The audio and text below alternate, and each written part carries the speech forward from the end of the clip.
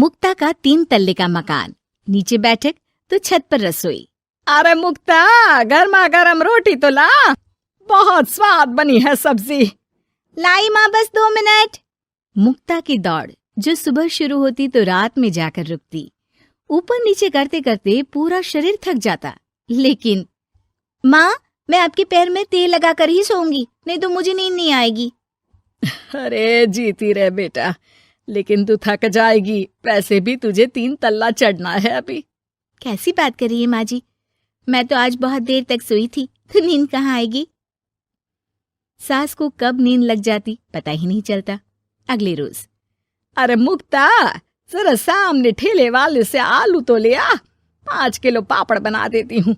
होली आ रही है, मेहमान आएंगे तो क्या कहेंगे कि इन लोगों के घर तो कुछ बना ही नहीं। माँ, मैंने सब बना लिया है, आप चिंता मत करिए। होली वाले दिन दही बड़ा और पकौड़ों का इंतजाम भी कर लिया है मैंने। सास को लगता है जैसे उसे न जाने कितनी गुणी और अच्छी बहू मिल गई। एक दिन मुक्ता की बुआ सास उन लोगों के घर आती है। अरे भाभी, आपने तो हीरा बहू पाई है बिल्कुल। हर एक काम को ऐसे कर रही है जैसे कि रोबोट। एक हमारी है, 2 रोटी खिला दे तो गनीमत समझो। अरे हम तो बेटे को देख के सोच रहे थे कि कलवासा है, पता नहीं कौन शादी करेगा, लेकिन देखो जय दूध से फपकती बहू आई है। हाँ भाभी, आप तो लक्की हो, लक्की। तभी वहां मुक्ता आ जाती है। क्या बुआ, काहे की लकी, देखो ना कैसा शरीर फूला जा रहा है। अब तक तो एक बच्चा भी हो जाना चाहिए था।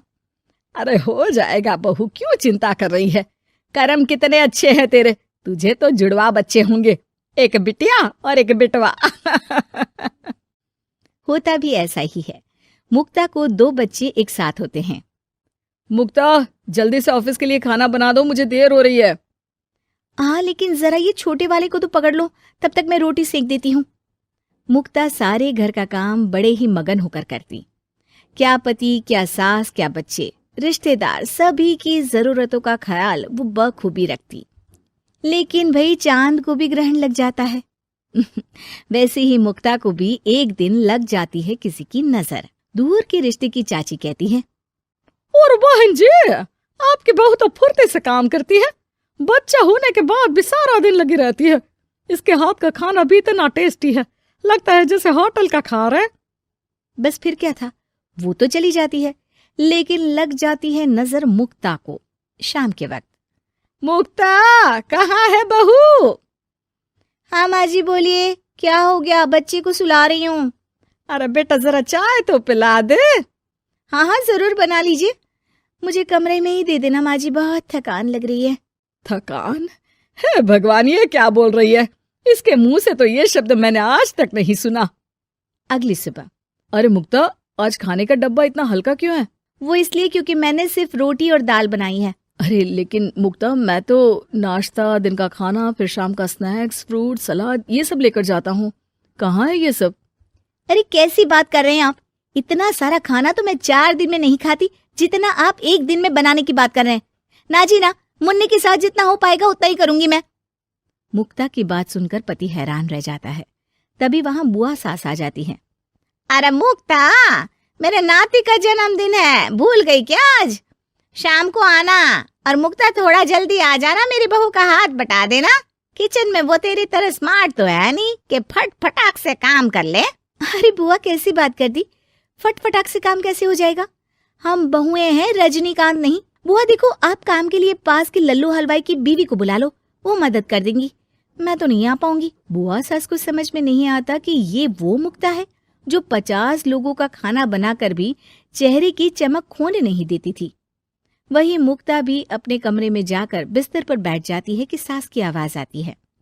मुक्ता, क्या हो गया बेटा, आज दोपहर के खाने की तैयारी नहीं करनी क्या? अरे माँ जी, अब नहीं होता मुझसे 3 तल्ले में ऊपर नीचे करना, आप लोग रसोई को ऊपर ही ले आओ। अरे पैरों में इतना दर्द होता है कि बता नहीं सकती। अरे लेकिन तू तो बोलती थी कि इससे तू फिट रहती है। अरे काहे के फिट माँ जी, हालत खराब हो रखी है।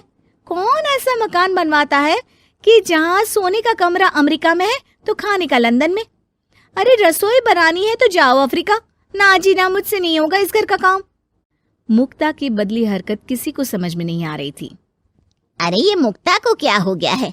मुझे तो लगता है इसकी माँ ने पट्टी पढ़ाई होगी। और ना जी ना, मुक्ता की माँ यानी मेरी समधन तो देवी है देवी। वो तो अपनी बेटी को ऐसे संस्कार दे ही नहीं सकती। मुझे माजरा कुछ और ही लग रहा है। तभी वहां मुक्ता हाथ में प्लेट और सब्जी लेकर आ जाती है। माजरा? किस बात का माजरा? खैर माँ जी, जरा ये सब्जी तो काट दीजिए, और हाँ, इसके बाद मैं आटा यहीं दे जाऊंगी, गूंद देना। हाँ हाँ, तू एक काम कर बेटा, गैस चूल्हा भी यहीं दे दे, बना भी दूंगी। अच्छा ठीक है, शाम को उसका भी इंतजाम कर देती हूँ। ये बोलकर मुक्ता वहां से चली जाती है। हे भगवान, ये तो वो मुक्ता है ही नहीं। अरे एक बार तो मुझे याद है, मेरे जूते भी इसने मुझे अपने हाथ से पहनाए थे। तभी सास के दिमाग की बत्ती जल जाती है। हाँ, कल वो कालिया की औरत आई थी ना, खूब तारीफ कर गई।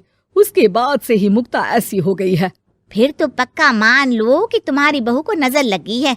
एक काम करो, ये लो राई का दाना, दूर से बहू के ऊपर राम का नाम लेकर फेंक कर आ जाओ। जो नजर लगी होगी यूं भाग जाएगी। फिर क्या, होता भी ऐसा ही है।